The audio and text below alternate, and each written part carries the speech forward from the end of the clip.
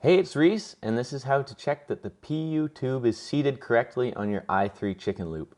In order to inspect this, you want to grab the chicken loop roto hub and the PU tube and pull them apart and see if there's any movement between the two pieces. With this first example, you can see that the polyurethane tubing is not moving with respect to the roto hub.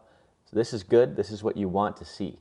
In this second example is what you do not want to see. As you can see, there is a couple centimeters of play.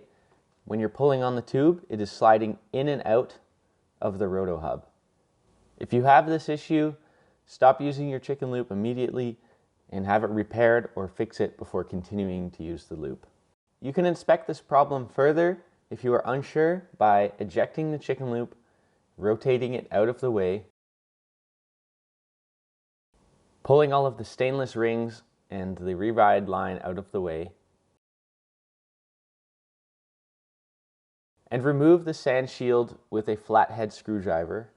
You can also move the sand shield out of the way.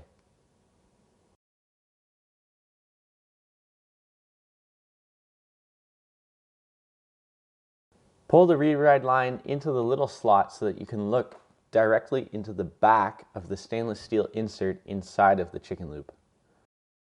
You want to make sure that there is no stainless steel showing on the inside of the chicken loop and that you only see polyurethane tube nested nicely up against the top. Here's a closer look of the stainless steel insert removed from the chicken loop just so you can see. And as you can see in the back, there is stainless steel showing, which is not what you want to see. This is what it should look like. You should see only polyurethane tube nested nicely up against the stainless steel insert. You can also check to make sure the polyurethane tube is aligned correctly. What you want to see is the little dual channel slot is parallel to the opening. If it is sideways like this, that is incorrect as well, and it needs to be rotated back into position. If you don't have any of these issues with the polyurethane tubing, you're good to continue using the i3 chicken loop. However, if your chicken loop has any of these problems, it means that the PU tube was not installed correctly at the factory. These following steps will help you install the PU tube correctly so you can safely use the chicken loop. The first step is just to let the stainless rings relax back into position. You don't have to put any of these back.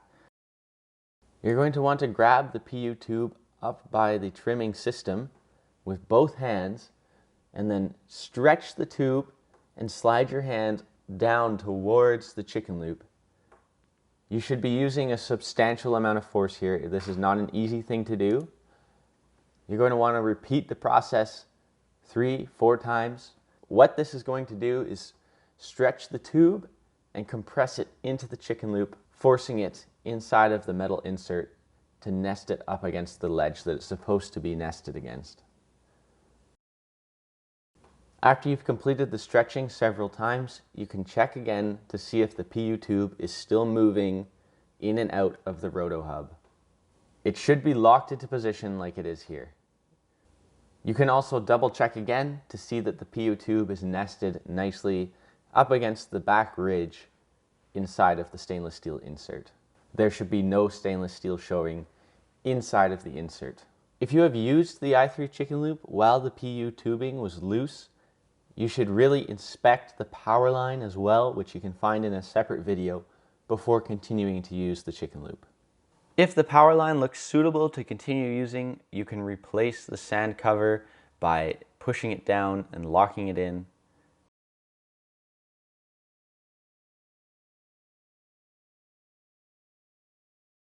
And then you can reconnect the chicken loop.